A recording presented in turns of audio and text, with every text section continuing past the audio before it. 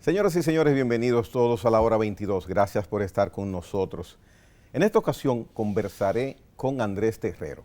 Andrés Terrero es una persona bastante conocida, es asiduo visitador de medios. Él es un productor de televisión innato, porque siempre lo vemos dando sus cátedras de economía. Fue presidente de la Cámara de Cuentas de la República Dominicana. Gracias, Andrés, por estar acá. Gracias a ti, Gregory, por invitarme, a tu orden.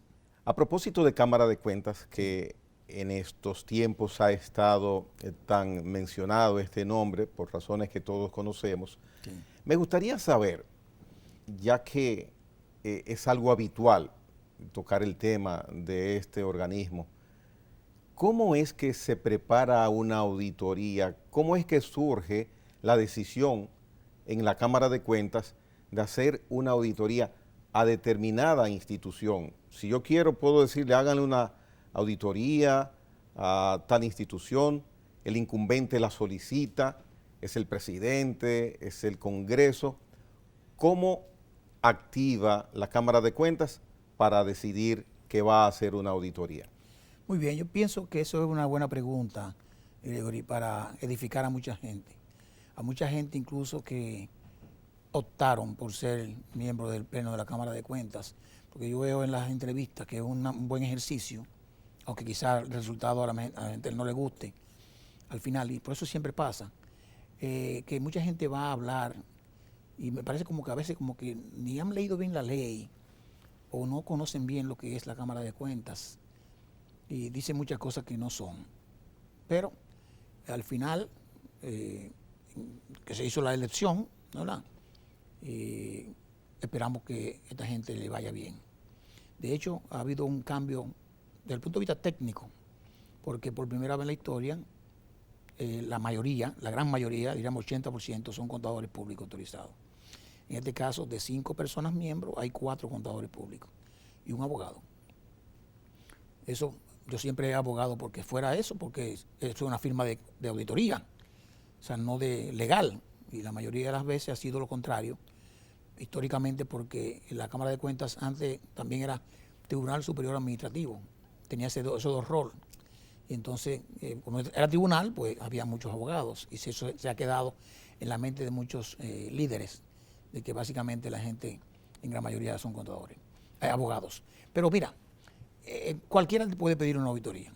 La puede pedir una persona física, una entidad, la puede pedir el incumbente, y llega a la Cámara de Cuentas, hay un departamento de control social que evalúa la solicitud en base a qué, y junta de vecinos pueden pedir. Entonces eso llega al Pleno y el Pleno lo evalúa. O sea, una junta de vecinos puede ir a la Cámara de Cuentas mediante instancia una carta y solicitar una auditoría a determinada institución. Por ejemplo, a la junta de directores de un municipio o al ayuntamiento o a una entidad en particular. Tú haces es como si fuera una denuncia, pidiendo una intervención de la Cámara de Cuentas porque entienden que está pasando tal cosa. Y eso se mandan públicamente, se recibe en el Departamento de Control Social, que es donde le da la oportunidad a la sociedad civil a poder tener ese derecho de pedir. Y entonces el Pleno lo evalúa, determina y lo pone en su programa de auditoría. ¿Qué es un programa de auditoría? Para comenzar, porque el programa de auditoría es lo que el Pleno de la Cámara de Cuentas debe realizar antes de terminar un periodo, un año, de lo que va a programar hacer el año siguiente. Entonces, ahí hay muchas particularidades que tú puedes tomar en cuenta. Por ejemplo, las entidades que tienen mayor impacto en el presupuesto, entidades que pueden haber sido conflictivas, entidades que tú a través de las redes sociales has oído en delicadezas, normas normales de que tú digas vamos a auditar esta entidad, o esta no se ha auditado nunca, o por eso, o por cualquier otra razón. Pero se hace un plan, se discute y se aprueba ese plan en el Pleno. ¿Y en qué periodo del año inicia el año programático de esas auditorías? ¿En qué fecha? Año calendario. Los 1 de enero inicia cada año. Sí, ya. Es el año calendario que se debe auditar. Entonces, ese calendario ya aprobado, lógicamente va a sufrir cambios, porque va a llegar los que vienen que no están en el programa. Exacto. Que son opcionales, ¿verdad? Imprevistas. Imprevistas, correcto. Y que tú vas a determinar si tienen calidad para incluirla, ¿verdad? Porque puede ser que tú digas, bueno, mira, me llegó esto, entonces no es un tema que se ve grave, no tengo el personal suficiente, no tengo hombres disponibles para hacerla, y entonces tendremos que ponerla para el año que viene, por ejemplo. Eso es una opción que tiene el Pleno.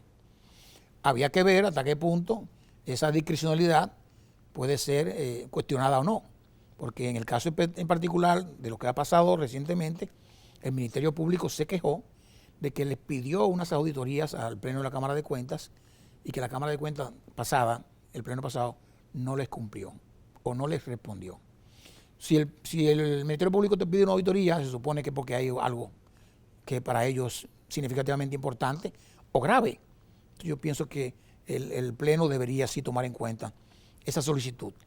Pero queda claro que la potestad de realización de una auditoría es del Pleno, de la Cámara de Cuentas. Única y exclusivamente. Ya. O sea, si el Pleno no la hizo, lo que ellos tienen que hacer cuando lo reclamen es dar las razones por las que no lo hicieron. Porque no es un delito decir, no quisieron hacer la auditoría de tal, que lo hemos visto en los medios de comunicación. No, se negaron a hacer tal cosa. Bueno, no es que se negaron, quizás a lo mejor no podían o no tenían.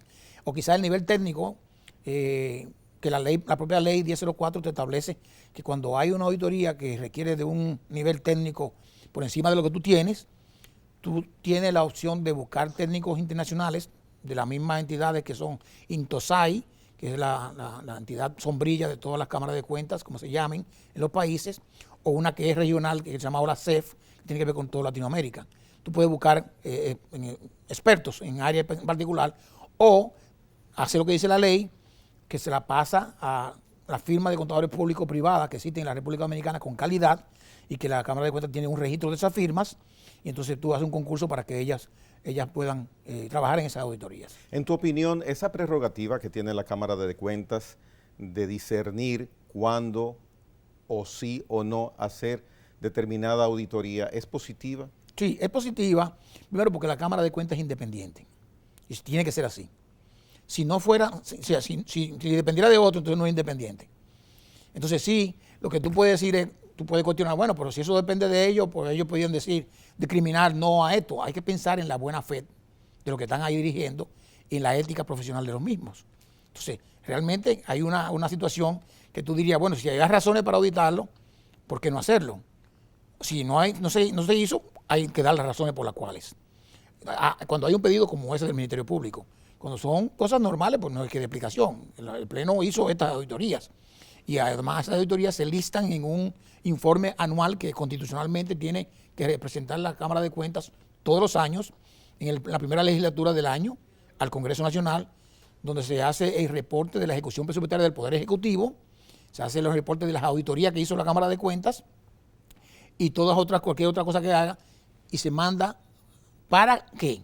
Para que el Congreso, con su facultad constitucional, le dé descargo o no a la gestión del Poder Ejecutivo. Y eso se ha venido haciendo durante, por ejemplo, los últimos 10 años, o antes de eso, ¿ha sido una costumbre cumplir con esa disposición? Mira, eso es constitucional primero, y no es razón de costumbre si no se hizo o no se hizo, había que hacerlo. Yo te puedo decir que hay oportunidades en que no se ha hecho. No que no se ha hecho el informe, yo creo que la Cámara de Cuentas siempre ha hecho su reporte al Congreso, que no se ha dado el descargo. ¿Qué es el descargo? El descargo es igual como por ejemplo, tú eres socio de una compañía privada y hay un administrador que maneja esas cosas, y hay un tesorero y hay un comisario de cuentas, ¿verdad?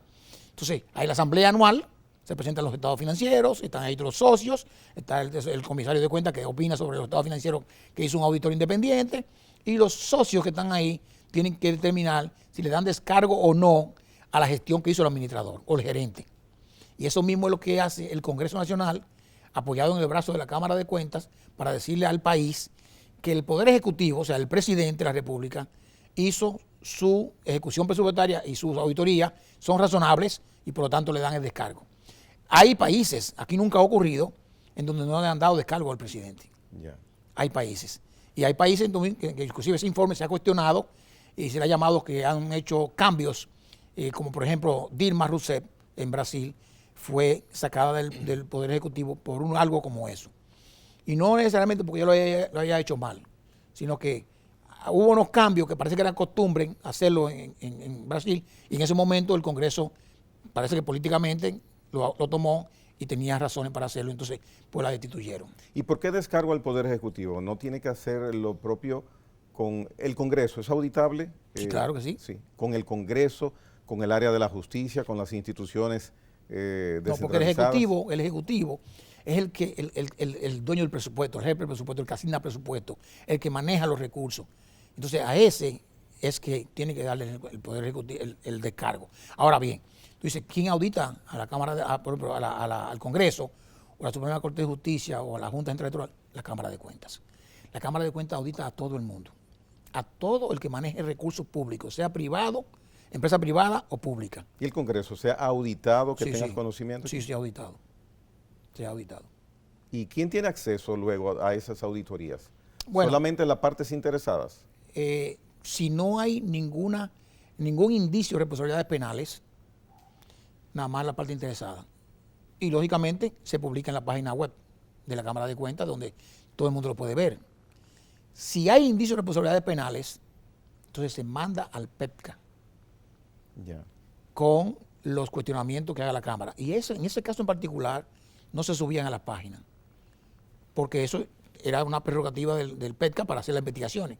No es que tú subas un informe diciendo que hay un indicio de responsabilidades penales sobre un determinado funcionario que ya la gente lo va a condenar desde el principio, sino que pase por la investigación del Ministerio Público y que si hay argumento para eso, ellos lo manden a la justicia. Y la justicia sea que determine si es culpable o no del determinado hecho que se está imputando. Cuando hay una auditoría que se realiza a una institución, la institución X, viene la realización del experticio, la indagatoria auditada. Cuando está listo ese informe se le hace de conocimiento a la institución que fue auditada. No cuando está listo el informe, el borrador.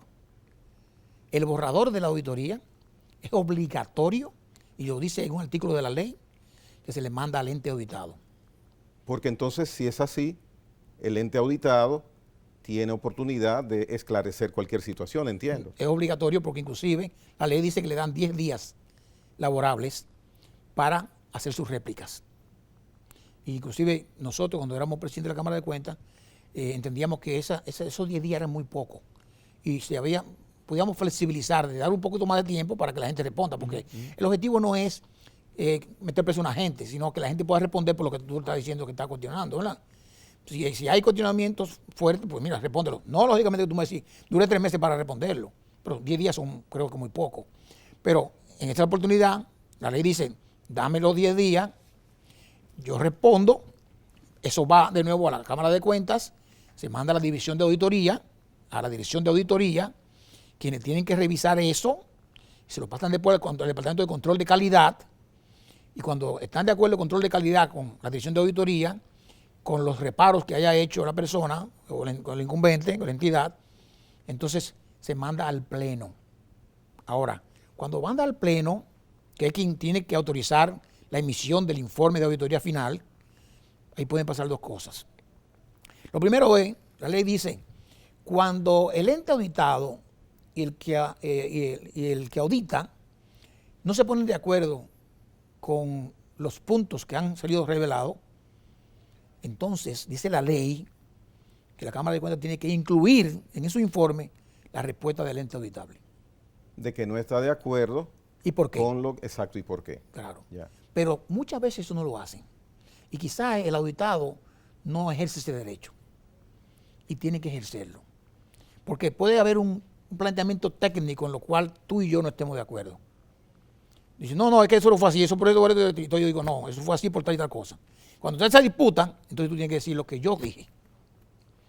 Ok, ellos dicen que tal cosa, pero yo digo que pasó esto, esto y esto y esto. Entonces el lector, que es un tercero independiente, imparcial, se hace un juicio. Ahora, pero mira, pasó esto, pero aquí dicen esto. ¿Qué pasó? ¿Entiendes? Pero si se convencieron los auditores de lo que yo estoy diciendo, el punto se elimina. Ya. ¿Ok? Y entonces ya el punto sale finalmente. Por eso, cuando hablan de maquillar auditoría, aunque la gente lo ha tomado eso ya como un asunto que ocurrió, yo siempre dije, había que demostrarlo. Hay que demostrarlo. Y no es tan fácil. Coger un informe de auditoría, que, óyeme, lo primero es se pone la lista de que te van a auditar, se planifica la auditoría, se selecciona el equipo, se determina cuándo van a entrar, se le manda una carta al ente auditable y dice, mire, el día tal van los otros auditores a comenzar la auditoría. Y ahí le mandamos una carta de lo que nosotros queremos que usted no tenga guardado antes de que ellos lleguen. Todos llegan los auditores, comienzan a revisar. Y todas esas informaciones que revisan están en papeles de trabajo, documentadas. El auditor que está ahí, 4 asistentes, uno superior, un supervisor, un gerente, lo que tú quieras. Y al final de cuentas, cuando se hace eso, salen del campo de trabajo y hacen su levantamiento de su informe. Ese informe primero es la base primero de lo que ocurrió en el campo de trabajo. Y va entonces el departamento de auditoría a trabajar en el informe, eso después va a calidad, después va a otro sitio. O sea, pasa por muchos sitios. Entonces, como tú me dices, ¿en qué punto se hizo un maquillaje de esos estados financieros? Ojo, tú me dices, bueno, cambiaron el informe de auditoría. Eso puede ser. Cambiaron, no maquillaron el informe, cambiaron el informe de auditoría. ¿Y dónde lo cambiaron? Entonces vamos a ver dónde lo cambiaron. Se puede cambiar en el departamento de auditoría, o se puede cambiar en la jurídica, o se puede cambiar en el pleno. Pero al final de todo, el responsable final de todo eso que ha ocurrido es el pleno. El pleno. Que tiene que asegurarse de la calidad de lo que está emitiendo. En este caso reciente que hemos visto que el Ministerio Público presentó del maquillaje, de los cambios que se hicieron en algunas auditorías, ¿dónde ocurrió ese cambio? Que tengas conocimiento. No estoy seguro de que eso haya ocurrido. O sea, no estoy seguro. O sea, tendría que ver yo en la documentación y ver si no son cosas técnicas que quizás los abogados o fiscales no entiendan. Porque yo oí en un momento determinado que hablaron de que, mire, le cambiaron la fecha a un informe. Eso es un tema técnico muy interesante, que la mayoría de la gente no lo va a entender. Pero, por ejemplo, cuando yo te dije, Gregory, que los auditores salen del campo de trabajo, salieron el día 10 de mayo, se fueron, mire, terminamos, hacen una carta a los incumbentes, nos fuimos de aquí ya. Esa fecha es la fecha que tiene que tener el informe. Cuando el informe se haga, 2 meses después, 3 meses después, esa es la fecha que tiene que tener el informe. O sea, el dictamen, 10 de mayo, el dictamen, ¿Por qué? Porque eso técnicamente está establecido en las normas internacionales de auditoría. Pero eso puede cambiar también. Tú dices, no, fue el 10 de mayo que salimos, pero estamos emitiendo el informe. Fue el 10 de mayo del 2020 y el informe se está emitiendo el 14 de julio del 2021. Entonces tú dices, ¿y qué pudo haber pasado entre mayo del 2020 a julio del 2021? Pueden haber pasado muchas cosas. Cosas que pueden haber afectado esas cifras de esa fecha. Que son contingencias. Y entonces técnicamente los auditores sabemos que si eso ocurre, tú puedes cambiar la fecha después que tú hagas una revisión de lo que ha pasado. Es un core forward. Tú dices, déjame revisar lo que ha pasado después de ahí para adelante a ver si pasó algo, o hubo un fuego, que es una situación que tú no tienes controlado, o que se murió el incumbente, o tal cosa, que pudo haber afectado, o se quemaron todos los archivos de auditoría, de contabilidad. Entonces, oye, pero esto puede afectar. Entonces, tú tienes que tomar eso y poner entonces una nota y poner la fecha 10 de mayo de 2020, excepto que tal fecha. Entonces, el auditor está diciendo, fue en esa fecha que salimos, pero pasó algo en el medio y ve la nota número 10 que te estoy diciendo lo que pasó. Finalmente, en esa parte del proceso de realización de una auditoría, cuando hay un informe ya completado, definitivo, visto y refrendado por el Pleno, ¿qué ocurre con ese expediente en caso que haya irregularidades? Va al Ministerio Público, lo mandan directo al Ministerio Público. ¿Va al Ministerio Público? Correcto. Obligatoriamente, si hay indicios de responsabilidades penales, va al Ministerio Público. El Ministerio Público tiene que ponerlo. Fíjate que Miriam Germán ha dicho que hay 400 casos de auditoría, de corrupción investigados de años anteriores. Esos son informes de auditoría que hay en el Ministerio Público. Ahí tiene que haber de mi gestión, seguro, que llegaron allá y que el Ministerio Público no hizo su trabajo. Porque al final de cuentas el trabajo del Ministerio Público es concluir. Puede ser que diga que no es así, o que sí, y procesar, y seguir a la justicia. Pero el Ministerio Público tiene que cumplir con su labor. Por eso a veces a la Cámara de Cuentas le echan la culpa, pero la Cámara de Cuentas no tiene culpa. Porque la Cámara la Cámara de Cuentas concluye que hay indicios de responsabilidad penal, significa corrupción, indicios, porque la Cámara de Cuentas no es concluyente. Entonces se lo manda al Ministerio Público. Si el Ministerio Público no hace nada, ya es otra cosa. Hay muchas cosas en que tú dices, bueno, pero la Cámara de Cuentas... ¿Las irregularidades se tipifican como corrupción necesariamente o no? Sí, son ilícitos, sí. ¿Y quién lo determina en ustedes, en la Cámara de Cuentas, en la parte legal? la parte legal junto con la parte técnica de la auditoría. Y entonces, lógicamente, el Pleno tiene que concluir que sí está de acuerdo o no está de acuerdo. Por eso el Pleno puede inclusive cambiar cosas. El Pleno puede decir que no está de acuerdo con una conclusión que haya dado el Departamento de Auditoría. Puede no estar de acuerdo. Y eso no significa maquillar una auditoría. Porque yo puedo no estar de acuerdo y concluimos todos en el Pleno en que eso no es así. Y se quita del informe. Si eso ocurre y tú digas, mira, tú viste, el informe de borrador tenía esto, mira. Y aquí lo que salió fue esto. No, lo que tiene entonces es que el Pleno es justificar qué fue lo que pasó para ese cambio. Pero verdaderamente tiene potestad el Pleno para hacer ese cambio. Claro que sí. Ya. La potestad la tiene el Pleno. ¿Cómo no? Y ahora también hay otro tema. Por ejemplo, hay gente en el Pleno que puede no estar de acuerdo, pero eso es un organismo colegiado. Eso es lo que se llama voto disidente. Exacto, que eso es lo que hablaron de la doctora licenciada Valenciano. Vamos a hablar de voto disidente después de la pausa. Muy bien. Y prometo que el programa entero no será de Cámara de Cuentas. No hay problema. Pero el tema es un tema verdaderamente es importante. Sí. Pausa comercial. Venimos en breve con Andrés Terrero.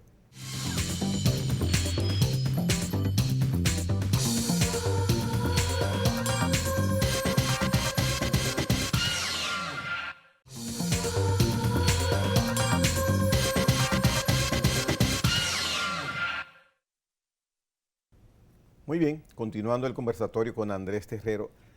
Antes de continuar con ese tema de auditorías, explicabas en tu pertinente indicador de cómo es el proceso de realización de una auditoría, que las auditorías de manera automática cada año, por mandato constitucional, se realizan.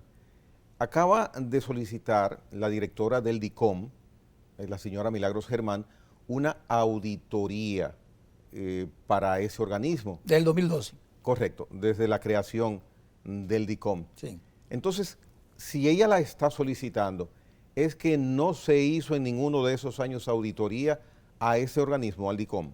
Si es automático, que debe realizarse, como tú mencionas. No podemos concluir en que eso indica, y una buena pregunta, Gregory, y más para una persona que no es contador, no podemos concluir en que eso no se haya auditado. Porque puede ser que Milagros Germán, no, yo quiero que auditen todo eso. Pero si eso se auditó, no se puede auditar otra vez. Ya. Por si acaso. Institución que ha sido auditada en determinado ese periodo no se puede auditar dos veces. Válido es la investigación, la auditoría que se hizo la primera y única vez. Si está emitido el informe. Si está emitido el informe. Si está en borrador, todavía una auditoría, por ejemplo, inconclusa, que hay muchos de esos temas que tengo entendido que se lo llevó todo el Ministerio Público, algo bárbaro, eso sí fue muy bárbaro. Entonces, esa auditoría está inconclusa y se puede volver a hacer. Ahora bien, ahora va a haber una guerra de solicitudes de auditoría a estos miembros del Pleno. A margen de lo que ellos pueden haber determinado, entrando ahora, que ahí había un programa de auditoría, porque estamos en el mes de mayo. Cuando ellos llegaron había un plan de auditoría que estaba en curso y que estaban gente auditando. Hay auditores en tal institución, que están ahí, ¿verdad? Tú no lo puedes, vengan todos para atrás, para comenzar de nuevo. No. Esa auditoría está en marcha. Déjame hacer un paréntesis bien breve. Cuando veía las consultas que se le hacían a los postulantes para instalar una nueva Cámara de Cuentas, yo veía un común denominador en ellos, y es que era prácticamente, se referían a la Cámara de Cuentas como que estaba en cero, que no existiese nada. No. Iban a hacer una renovación, una revolución. Sí, eso son las cosas que tú ves, que la gente habla sin conocimiento de causa. La institución está ahí. Es como, por ejemplo, el caso de Odebrecht. Te voy a poner un paralelismo. Odebrecht no es una entidad corrupta. Odebrecht como compañía. Corruptos eran los que estaban manejando Odebrecht. Entonces, en este caso particular, tú puedes decir que no me gustó la gestión de la Cámara de Cuentas. No me gustó. Bueno, perfecto. O no satisfizo la expectativa de la población. No se hicieron las auditorías que yo esperaba, o lo que salió no me gustó, lo que fuere. Pero hay una institución ahí que nació con la República Dominicana, que tiene estructuras ahí. Ahora, tú tienes que evaluar, ellos los nuevos, evaluar los recursos humanos que hay ahí y determinar lo que no sirve. Hay mucha gente que debe salir, que no reúne la calidad. La calidad. Yo era uno que siempre me criticaron porque yo decía públicamente eso. Nosotros teníamos un problema de calidad profesional en la Cámara de Cuentas, lo interno, porque los auditores históricamente se mandan porque te manda un senador, un político, ponme a fulano de tal, y no es así. Es una entidad seria, técnicamente hablando. Entonces tú tienes que poner gente técnico. Cuando donde mí iba un amigo mío, mira, Terrero, tú no calificas, hermano. Oye, pero ven acá. Hermano, usted me disculpa, pero usted no califica. Esto no es un problema del corazón, es la cabeza. Yo voy a poner una gente para ayudar a un amigo. No. Si usted no califica, no califica. Entonces, ahí mucha gente, inclusive yo vi en una entrevista a alguien de los que están ahí, diciendo, el problema no es recursos. El presupuesto hay que trabajar con lo que hay. No es verdad. El problema siempre ha sido recursos. Siempre ha sido recursos, porque con recursos tú pagas gente con calidad. Yeah. Y con pocos recursos tú pagas a auditores de cualquier nivel. Y no es así.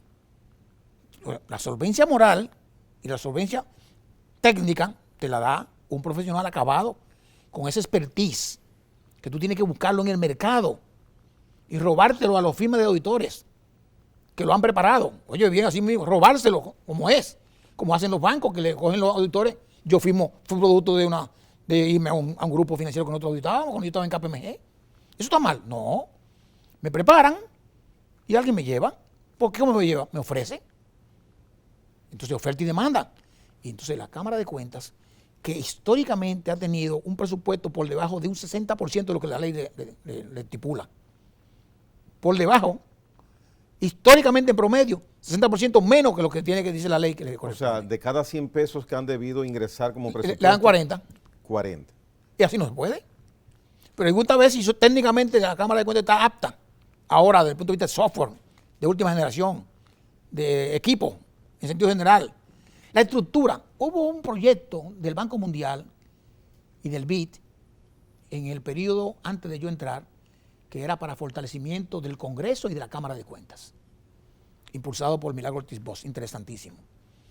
Y llegó la Cámara de Cuentas, pero se enfocaron en la estructura física, en el edificio. Muy bien, el edificio, arreglaron, ascensores, ni esto, aquello. La parte técnica se quedó para después. Y eso no ha podido reiniciarse. Nosotros teníamos un plan estratégico en esa época, bien hecho, con la Comunidad Europea, bien hecho. No lo pudimos hacer, no terminamos el periodo. ¿Por qué? Bueno, tú sabes los problemas internos que se gestionaron ahí. Ya. Eso es el tema. Y no pudimos, porque nosotros duramos 18 meses. Pero la responsabilidad de los que están ahí es bastante grande. Y lo que la gente espera es mucho más grande. ¿Qué es lo que más necesita como herramienta en estos momentos la Cámara de Cuentas para que trabaje de una manera técnica, independientemente del desempeño de sus miembros y de los empleados que trabajan ahí? Bueno, mira, ya ellos ganaron un punto. Y es que la población ha dado favorable la elección de los 5. ¿No verdad? Salvo uno que otra gente que puede decir cosas. Inclusive que estaban cuestionando al abogado porque apoyó a Abinader en un momento. Eso no importa. Usted puede tener una participación política no activa y ser favorable a alguien, pero usted técnicamente, como ser profesional, tiene que actuar como tal. O sea, no lo descalifica que en determinado momento un miembro haya sido partidario de una organización o un candidato. Te descalifican tus acciones. Ya. Porque ya tú llegaste ahí y tú eres independiente. No es para llamarte, mira, yo te puse ahí. No, a mí no me llamó nadie para decirme eso. Si usted me puso ahí es porque yo tengo que hacer mi trabajo. Y óyeme, y aquí la gente está acostumbrada a criticar al que descubre lo mal hecho, no al que lo hace. ¿Cómo así? O el que descubre un acto de corrupción es un malvado. Y el malvado es el corrupto. Es así. Entonces, ¿qué necesita Cámara de Cuentas? ¿Más personal o más dinero? Sí, las dos cosas. Las dos cosas. Yo no sé cuántos auditores tienen ahora, pero se requiere más gente siempre y más gente con calidad. Y más equipos para trabajar menos manual, más a través de software, interconexión de las entidades, la reputación se suba, porque la reputación es fundamental, y eso se logra emitiendo informes de auditorías creíbles. Ellos tienen que hacer informes de auditoría. Hay un problema porque, hasta donde yo tengo entendido, no he visto diferente. Cuando se metieron y hicieron el allanamiento ahí, el Ministerio Público se llevó todos los papeles de trabajo. Todos. Eso es no es correcto eso. No, eso primero es insólito. Primero, nunca había ocurrido que hubiese un allanamiento de una entidad como esa. una entidad constitucional independiente. Pero bueno, ellos buscaron una forma que la justificó, pidiendo a un juez de la Suprema Corte de Justicia que ordenara el allanamiento. ¿Atropellante? Sí, pudo haberlo hecho de una manera más light. Y además, no hay que secuestrar los papeles de trabajo. No. Tú tomas nota, y yo quiero que estos papeles aquí se queden resguardados aquí, que nosotros vamos a ser lo único que lo vamos a mirar. O sea que todos esos expedientes que pudieron retirar de ahí no están ahora en la Cámara de Cuentas. A menos que lo hayan llevado. ¿Y cuándo lo llevaron? Además, ellos lo tienen para ellos buscar auscultar su denuncia, porque Camacho, el mismo día que termina, antes de terminar el allanamiento, ha dicho que ya descubrieron ¿cómo se llama? Los maquillajes. Eso no puede ser. Usted llegó ahí en la mañana y estamos buscando papeles y cosas y ya usted llegó a concluir. No. También tiene que ser creíble todo, ¿eh? Y a mí me parece que lo que está haciendo el Ministerio Público, desde el punto de vista público, tiene bastante credibilidad, ¿eh? Con el caso Coral, con los otros casos, o sea, pero lógicamente eso no quiere decir que ellos tengan razón. Los abogados y los imputados tienen que defenderse.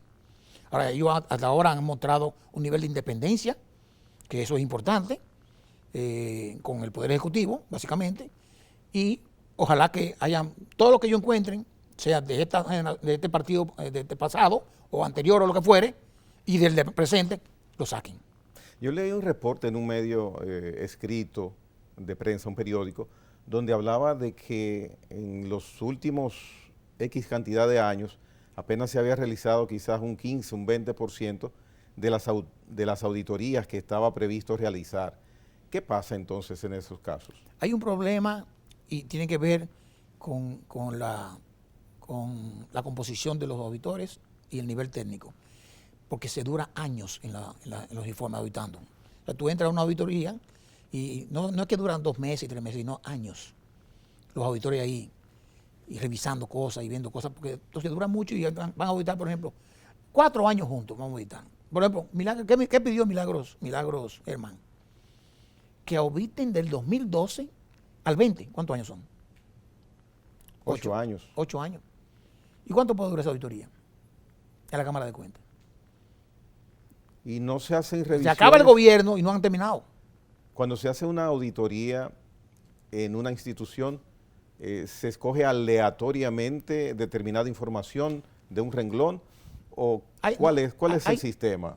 Hay sistemas de muestreo estadístico, aleatorio, pero recuérdate que la auditoría gubernamental son auditorías pecuniarias. ¿Qué es auditoría pecuniaria? Estamos buscando el dolo. Yeah. O sea, aunque el fin de una auditoría no es ese, cuando tú vas a auditoría pública, se presume que puede haber desviaciones de fondos.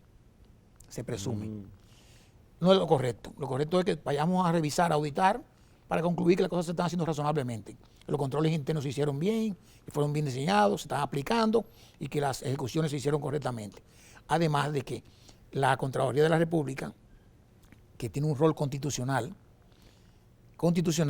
que ejerce el control previo. En todas las entidades gubernamentales hay una unidad de auditoría interna, se llama AEI, AUI, Unidad de Auditoría Interna de la Contraloría de la República, reportan al Contralor. Y ellos son los que revisan todos los pagos previamente. O sea, control previo, ¿eh? Ellos tienen que aprobar para decir, lo pueden pagar. Contrato, verificado, está aprobado ese contrato. Por lo tanto, yo decía aquella vez que el presidente dijo que iba a someter a la Contraloría para auditar, que no podían hacer eso. Porque el rol constitucional de la Contraloría no es ese. Y sería una función doble, dual, porque se van a auditar ellos mismos. Ellos tienen el control previo, que yo no estoy de acuerdo, pero constitucionalmente está, y lo hacen. Entonces, si yo voy a auditarme lo que yo mismo revisé y audité, entonces, ¿dónde llego? Pero además, esa auditoría de la Cámara de la Contraloría de la República no son una base, desde el punto de vista legal, sustentable para el Ministerio Público.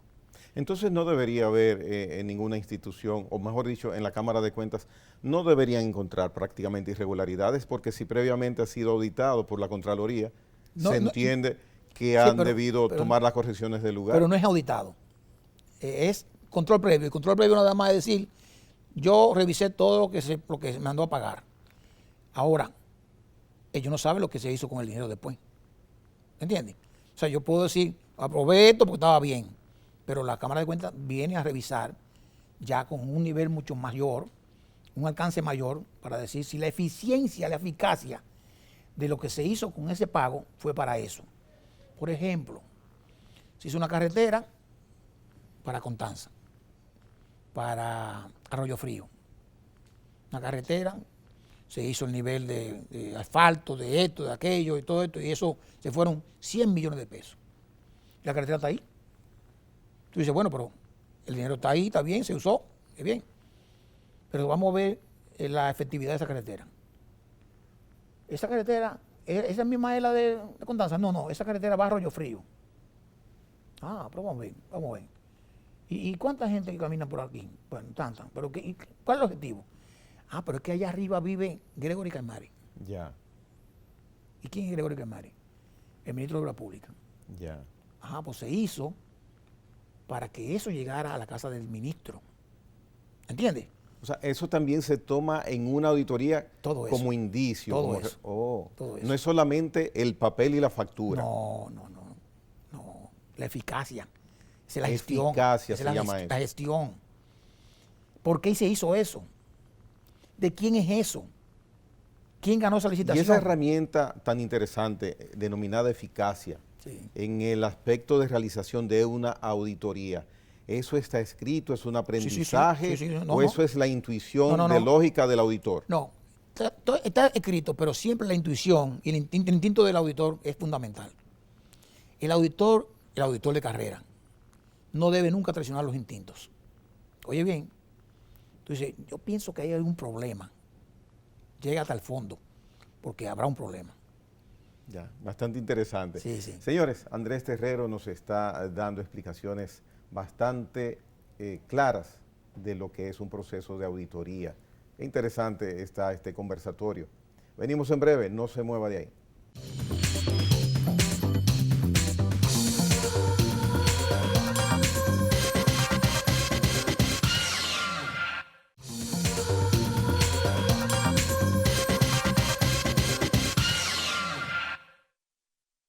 Muy bien, estamos en la parte ya final de esta hora 22 con Andrés Terrero. Se nos casi quedaba el voto disidente de uno de los miembros o de varios de los miembros de la Cámara de Cuentas cuando ya hay un informe que ha sido preparado, se ha evaluado el borrador de los auditores actuantes y ya el Pleno ha de dar un informe final, dar su aprobación. ¿Qué es en ese caso cuando hay un voto disidente? Bueno, un voto disidente es cuando uno de los miembros, que está en minoría seguro, en minoría, pues si es mayoría no pasa, está en minoría y no está de acuerdo con lo que se ha resultado o lo que se ha votado, tú puedes no estar de acuerdo con un tema y no tienes por qué hacer un voto disidente. Pero cuando tú entiendes que la aprobación que ha dado ese voto genera un problema a futuro, tú estás seguro que lo va a generar, tú debes escribir tu comentario, tu voto y lo justifica con un voto disidente diciendo, yo no estoy de acuerdo por esto. Y fue lo que pasó con la señora Melenciano, que aparentemente emitió muchos votos disidentes y se le cuestionó en un momento determinado que por qué ella lo dice ahora. Pero ahora que tiene que decirlo. Porque los votos disidentes no es para salir a la prensa a decir, mira, yo voté contrario. No. Usted ya salvó su situación con su voto disidente y eso está contando en acta. Cuando pasa un problema, y te voy a poner un ejemplo rápido, breve. Te están vendiendo de una casa, te están comprando tu casa, la tuya, y vale $500,000. Y viene alguien y te dice que te la va a comprar en $1,500,000 de dólares. Muy difícil que tú digas que no. ¿No es que no? Pero el tipo te lo quiere comprar en efectivo. Ahora han cambiado muchas cosas, pero vamos a suponer que era antes. Y tú recibes $1,500,000 y dices, pero ven acá, esto puede haber un problema de lavado aquí, ¿verdad? Sí. Este tipo no quiere darme un cheque. Bueno, está bien. Y bueno, yo no voy a perder esto. Lo compré, lo vendí. Pero tú puedes hacer un reporte de operación sospechosa. Tú, calladito. A la oficina de la unidad de análisis financiero. Mire, yo le vendí mi casa a fulano de tal, me pago $1,500,000 de dólares efectivo, y aquí lo tengo en mi casa con lado. Y lo manda. No pasa nada. Pero cuando ese señor, si es narcotraficante, lo agarren, te van a buscar a ti, por la casa que le vendiste. Entonces, si no, un momentito, Yo sometí este informe, miren, a la unidad de gerente, y nadie me dijo nada nunca. ¿Dónde es que se presenta ese? La unidad de análisis financiero. De la Cámara de Cuentas. No, la UAF es una entidad por separado. Estaba haciendo un paralelismo. ¿Y dónde existe esa entidad? Esa entidad está en todos los países obligatorio por ley y está cerca del Palacio Nacional. No, ¿a qué organismo, a qué institución pertenece? Bueno, debe ser independiente, pero reporta al Consejo Nacional de Drogas. Ya. Al Consejo Nacional, no a la DNCD. Pero eso lo saben muy pocas personas. Sí, no lo saben. Pero cualquiera que va a vender un inmueble a ese nivel debe asesorarse bien. No, ahora no, porque ahora también hay leyes, la ley de lavado, que son ellos también los que le administran y todo eso, te mitiga todos esos temas de que tú puedas hacerlo ahora. No es tan fácil hacerlo. Se hace, pero no es tan fácil hacerlo. Pero ellos son los que reciben todas las operaciones sospechosas, todos los reportes de operaciones sospechosas de todo el mundo, de la banca, de los inmobiliarios, de cualquier persona.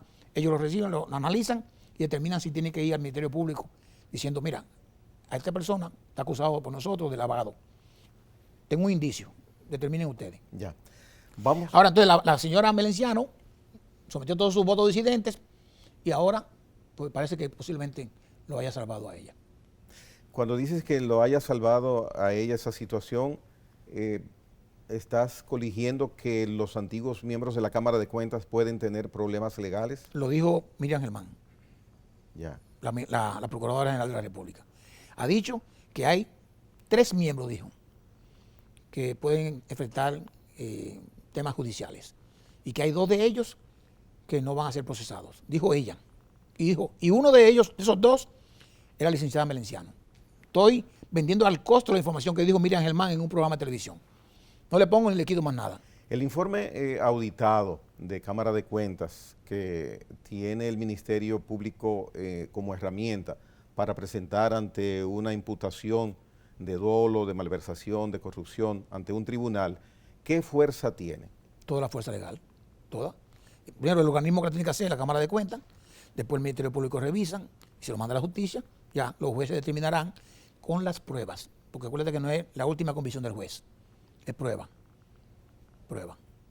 Si está sustentada bien la prueba de la Cámara de Cuentas, si el Ministerio Público determinó que sí están sustentadas y lo valoró y lo mandó a la justicia, de seguro que si hay una justicia bastante independiente y seria, honesta, debería concluir en que hubo indicios de responsabilidad penal, o no, indicio no, de que ya está condenado la persona. La nueva composición de la Cámara de Cuentas, que en su mayoría está integrada por peritos contables, ¿puede dar esto una trascendencia cualitativa en cuanto a el desenvolvimiento de este organismo a partir de ahora? Yo espero que sí. Yo abogaba por eso. De hecho, el presidente de la Cámara de Cuentas actual es contador público y es el segundo en la historia de la Cámara de Cuentas que es contador público. ¿Quién fue el primero? Yo. Oh, verdaderamente, evidente. Qué bien. Entonces eso debería mandar un buen mensaje. Esperemos que ellos se pongan de acuerdo primero como órgano de cuerpo, los miembros del Pleno, que eso primero es fundamental, la unidad, para hacer la cosa bien. No pueden ser de acuerdo para hacerla mal.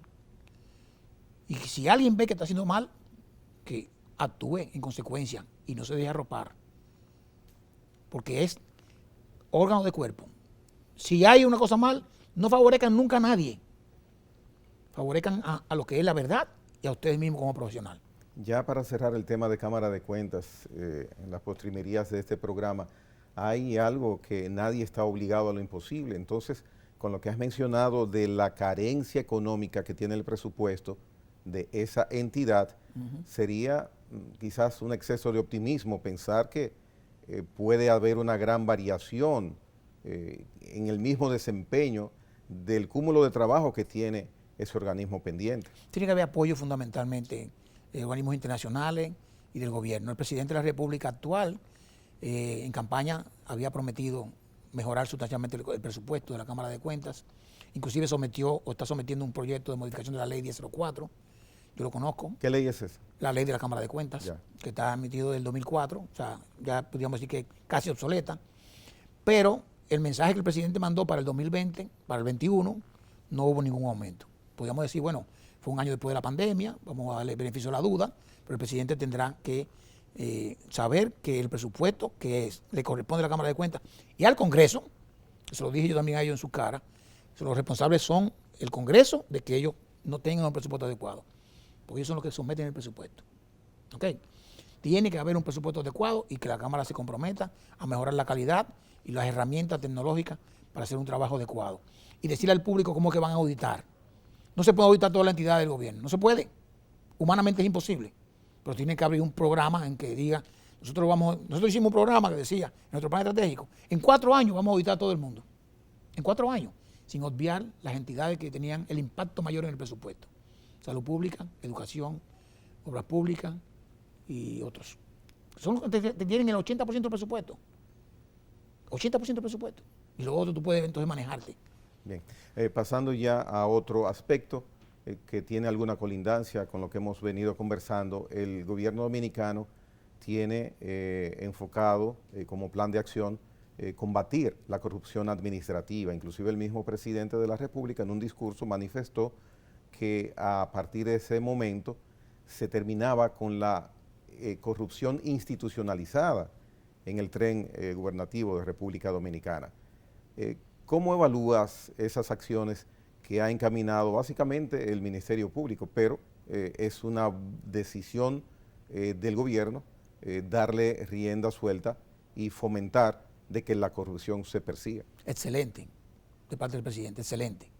Ojalá que él no se decepcione, porque la corrupción está donde quiera.